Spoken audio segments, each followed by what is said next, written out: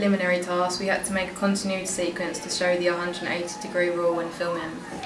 Our continuity sequence lacked editing.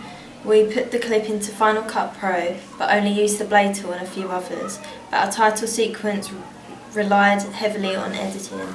We had to add titles which had to fade in, and we also had to colour correct.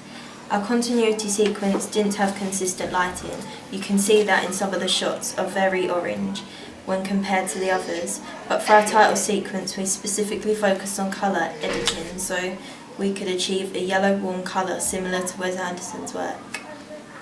Our continuity sequence was also very shaky due to the equipment we used. When we watched back our continuity sequence, we realised we needed to either improvise or use other equipment when filming our title sequence. For example, we didn't use a Steadicam in our title sequence, but instead relied on a tripod and a dolly for the tracking shots. We also learnt the importance of lighting. This was the biggest challenge when filming, because both our continuity sequence and our title sequence, we relied on natural lighting for both.